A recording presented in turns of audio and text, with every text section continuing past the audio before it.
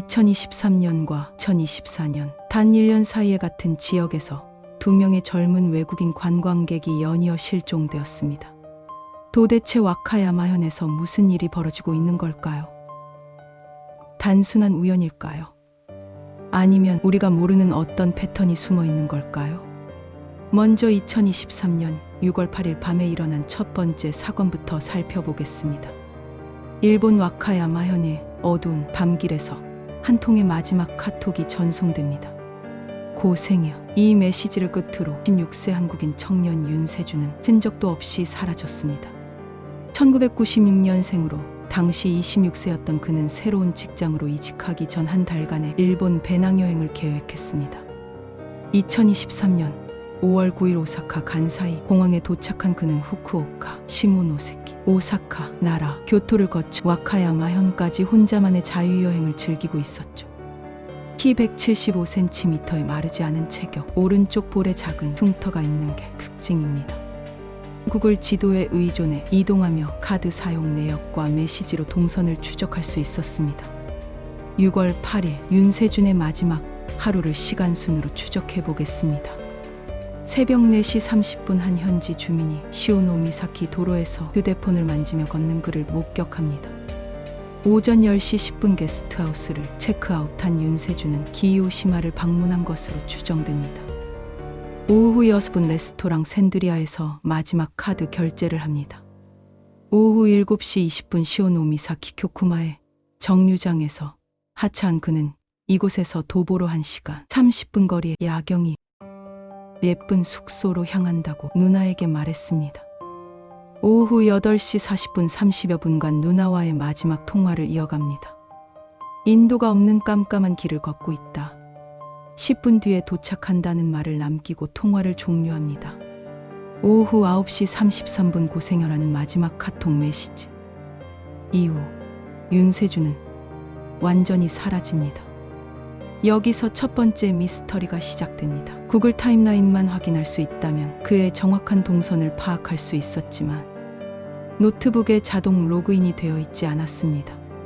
더 충격적인 것은 일본 경찰이 휴대폰 위치 추적조차 제대로 하지 않았다는 사실입니다. 전문가들과 네티즌들이 제시한 주요 가설들을 살펴보겠습니다.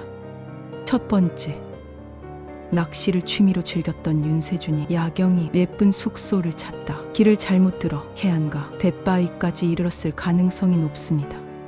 실제로 그날 밤 기상 조건은 최악이었습니다. 시간당 10mm의 비가 내려 바위가 미끄러워 시야거리는 0.5km 매우 제한적이었죠.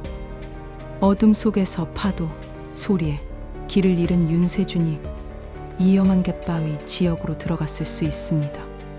시오노미사키는 본주 최남단으로 험준한 절벽과 거친 파도로 유명한 곳입니다. 현지 주민들도 이 앞바다에서 실종되면 찾기 힘들다고 말할 정도로 위험한 지역이죠. 만약 이곳에서 실족했다면 쿠로시오 해류를 타고 태평양 한복판까지 떠내려갔을 가능성이 높습니다. 마지막 통화에서 10분 뒤 도착한다고 했던 윤세주. 하지만 그 10분 사이에 무슨 일이 일어났을까요? 두 번째, 교통사고 후 시신유 기설. 그날 밤의 악조건을 다시 살펴보면 시간당 10mm의 강한 비와 0.5km 제한된 시야, 그리고 인도가 없는 좁은 도로, 어두운 옷을 입고 걷던 윤세준이 차량에 치였을 가능성이 높다는 분석입니다. 일본에서는 교통사고, 특히 음주운전 시 형량이 매우 무겁습니다. 가해자가 자신의 인생 파탄을 두려워해 시신을 차량에 싣고 인근 절벽에서 바다로 유기했을 수 있다는 것이죠. 하지만 이 가설에도 의문점이 있습니다. 사고 현장에 혈흔이나 차량 파편 등의 흔적이 전혀 발견되지 않았거든요. 과연 그 비오는 밤에 완벽한 증거인멸이 가능했을까요? 세 번째, 데이팅 앱 범죄 연루설. 최근 충격적인 증언이 제기되었습니다. 사건 발생 시기 와카야마 지역에서 데이팅 앱을 사용했던 한 현지 거주자가 매우 의심스러운 경험을 했다고 밝혔습니다. 이 증언자는 젊고 매력적인 외국인 여성들과 여러 번 매칭되었는데 이들은 하나같이 강하게 만남을 권유했습니다. 특이한 점은 영상통화 중 여성이 아닌 남성의 목소리가 들리고 배경에서 희미한 종소리가 들렸다는 것입니다. 더욱 놀라운 것은 이들의 거주지가 모두 윤세준 실종 지점에서 5분에서 1시간 거리에 집중되어 있었고 만남 장소는 항상 러브호텔, 시간은 밤 10시 이후만을 고집했다는 점입니다.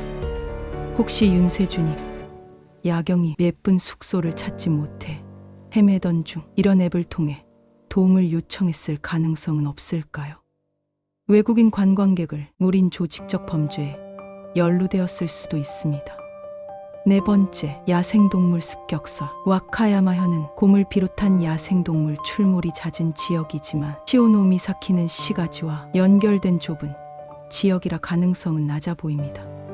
그리고 1년 4개월 후인 2024년 10월 똑같은 와카야마현에서 또 다른 외국인 관광객이 사라졌습니다. 실종된 독일인은 클라우디오 보름, 11세 대학생입니다. 하노버 근처 부르크도르프라는 작은 도시 출신으로 평범한 독일 청년이었죠. 그는 2024년 9월 21일 혼자 일본에 도착했습니다. 많은 젊은 여행자들처럼 도쿄와 오사카를 돌아다니며 일본 문화를 만끽하고 있었어요. 가족과의 연락도 꾸준히 이어가는 성실한 청년이었다고 합니다. 문제는 2024년 10월 10일부터 시작됩니다. 클라우디오는 이날 와카야마시의 한 항구바에 있었습니다.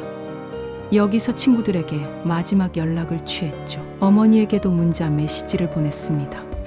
하지만 다음 날인 10월 11일 클라우디오는 완전히 사라졌습니다. 가족들이 연락이 안 된다며 신고해 수사가 시작됐어요.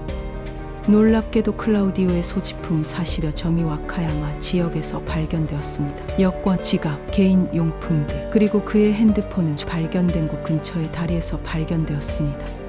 그런데 며칠 후 더욱 충격적인 소식이 전해졌습니다. 클라우디오의 시신이 발견된 것입니다. 이로써 윤세준과는 달리 클라우디오 사건은 완전히 다른 양상으로 전개되었습니다. 두 사건의 공통점을 보면 소름이 돋습니다. 둘 다 20대 외국인 관광객인죠. 같은 와카야마현에서 혼자 여행 중 실종되어 갑작스럽게 연락이 끊긴 점. 그리고 가장 중요한 공통점은 마지막 날 숙소 예약이 없었음. 이 마지막 공통점이 매우 의미심장합니다. 평소 계획적으로 여행하던 두 사람이 맨 마지막 날에만 숙소를 예약하지 않았을까요? 혹시 누군가가 이들에게 숙소를 제공하겠다고 제안했던 것은 아닐까요? 특히 데이팅 앱이나 다른 경로를 통해 만난 사람이 내가 숙소를 예약해줄 또는 우리 집에 머물러도 돼라고 했다면 충분히 이해되는 부분입니다. 와카야마현에서 벌어진 두 건의 외국인 사건, 하나는 여전히 미스터리한 실종 사건으로 남아있고 다른 하나는 안타까운 죽음으로 막을 내렸습니다. 클라우디오의 가족들과 친구들은 여전히 일본 정부의 재수사를 촉구하고 있습니다. 그들은 클라우디오의 죽음에 대한 의문을 계속 제기하고 있어요. 사실 일본의 수사 방식은 세계적으로 비효율적이라는 평가를 받고 있습니다. 국가적으로도 아날로그 방식을 선호하는 경향이 강하며 초동 대응에서 잦은 실패로 나타나는 경우가 많다고 합니다. 이중 실종 신고는 매년 8만여 명이 발생하는데 그중 장기 미제 실종 사건으로 넘어가는 사건이 매년 증가한다고 합니다. 관광지로 유명한 일본에서 이런 일이 연이어 발생한다는 것은 분명 우려스러운 일입니다. 지금 이 순간에도 어딘가에서 윤세준 군이 건강하게 잘 지내고 있기를 바랍니다. 그리고 하루빨리 건강한 모습으로 집에 돌아오기를 간절히 바랍니다. 마지막으로 작은 단서라도 사건 해결의 열쇠가 될 수 있습니다. 만약 여러분 중에서도 관련된 정보를 가지고 계신 분이 있다면 주저하지 말고 제보해 주세요.